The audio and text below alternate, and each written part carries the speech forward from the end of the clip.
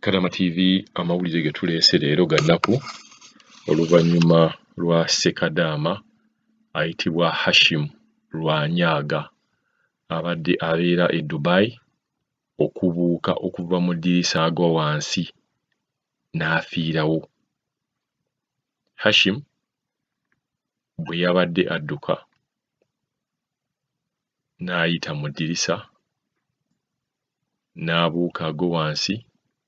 Mu kugwa wansi yasanzeeyo emmotoka eyo gye mulaba awo yennyini kwe yagudde ku ndabirwamu, teyazzeemu, yafiiriddewo. Tukubiriza abantu bonna abamanyi Hashim Lwanyaga eyagenda e Dubai bategeeze famire ye nti Hashim yafudde. Eno ye story bw'eti bwe yabadde. Hashim yagenda e Dubai era y'omu ku bannayuganda ba Sekadaama abadde bakolera e Dubai. Naye Dubai eno abadde akola nga tayina mpapula zimukkiriza kubeera ng'akolera e Dubai, nga ne visa ye yaggwaako. Abadde wa myaka 39 era ebintu bino omuntu ayagala okweyongera okubeera ng'abisoma kajja kgenda mu Gulf News. Bw'onoowandiikamu Hashim Lwanyaga ojja kulaba nti Hashim yafudde. gulfnews.com. Nga bwe mbagambye nti Hashim Lwanyaga abadde wa myaka 39 yabadde Aduka Polisi ey'e Naifu eyabadde ezze okubeera ng'ekwata abantu abatalina mpapula. Ekizimbe kye baabaddeko, ekizimbe kino bakiyita Alzaron. Alzaron kye kizimbe ekirimu abantu abayindi ne ba Africans, Asians ne Africans abagenda ne bakolerayo. Kuliko bed space oba bed spaces nnyingi eziri ku kizimbe kino. Naye abapoliisi batera nnyo okukola raids ne babeera nga bwe bagendayo abantu badduka buddusi. Kati Hashim yayise buyisi mu ddirisa okukkakkana ng'omutwe agukubye ku mmotoka eyo yennyini gye mulaba.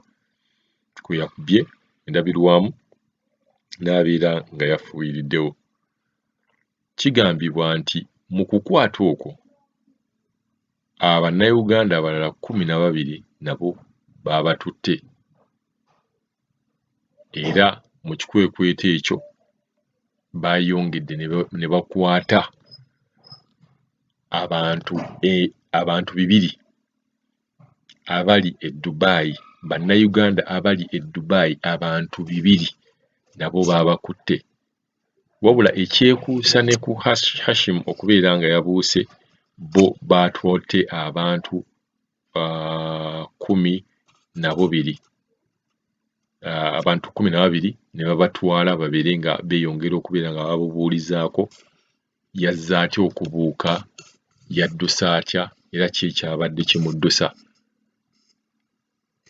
Kigambibwa nti nno mu kikwekweto eyo nga bwe mbagambye abantu 2 era baabatutte. Wabula Naifu poliisi yagaanye okubeera ng'erinako ekintu kyeyogera ku incidence eno. Mulina okumanya nti ebikwekweto bino e Dubai bingi, kuba abantu bangi nnyo e Dubai abagenda ne babeera nga babeerayo, working permit ye neggwaako naye n'agamba sidda Uganda. Emirimu gikagwirawo gibeerawo era omuntu osobola okukola emirimu egyo gikagwirawo. Wabula obuzibu obubeerawo mubeera nga ssaawa yonna mubeera kuddukadduka. Ate nga jjukira nti emabegako awo waliwo Omutanzania eyavaayo n'agamba nti yali mu mbeera eyo n'abeera nga yali ng'atambula ne ssente ze mu kajiini, ng'ayambala kajiini ng'omwateeka ssente, era agamba nti nno we baagenda okubeera nga bamusiba, abasajja bano abapoliisi baatwala emitwalo gye 3 egya $. Mulimu abantu ng'akola naye n'abeera nga ssente taziweereza mu nsi ye gy'abeera. Kati be bakwata buli kintu kyonna bakikulesa ate nga tosobola bagamba nti kansooke nzireyo mu ka bed space kange mu ka hostel mbere nga nzijayo sente zange natereka bwe bakusanga ne bakukwata bakutwala paka ku deportation.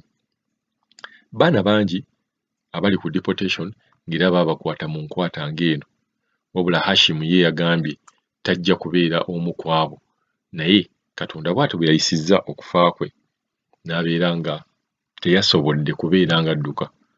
Ebintu nga bino tubiraba era bizze bibeerawo nga Hashim ate era si yasoose.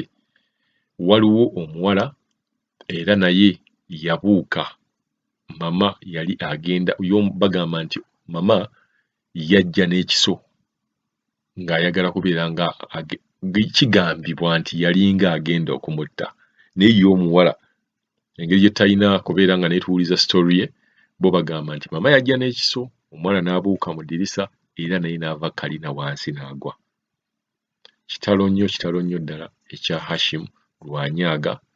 Omuntu yenna ayina omuntu we yagenda e Dubai nga bamuyita Hashim Lwanyaga, tusaba otegeeze abantu abalala oba famire ya Hashim mubeere nga mumanyi nti Hashim ono yagudde ku buzibu era teyasobodde kubeera nga alama.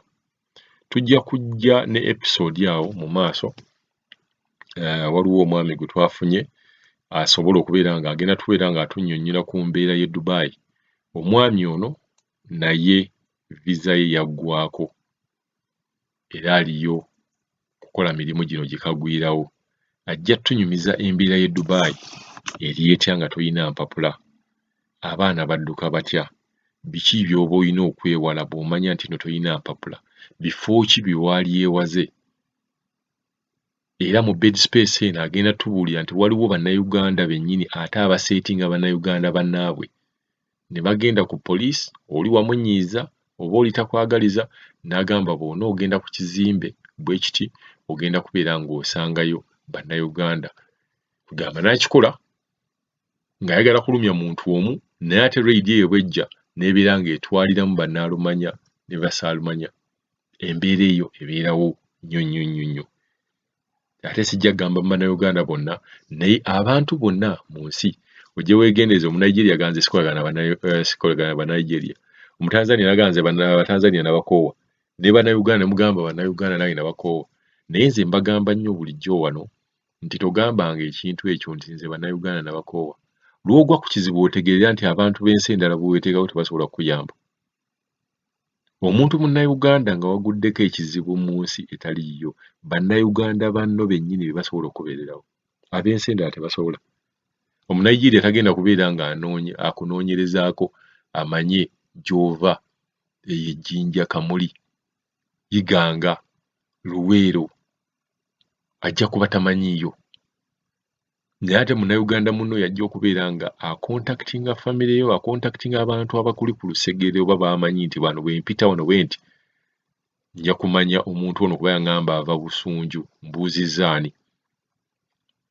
Kitalo nnyo ddala ekya Lwanyaga okubeera nga yabadde adduka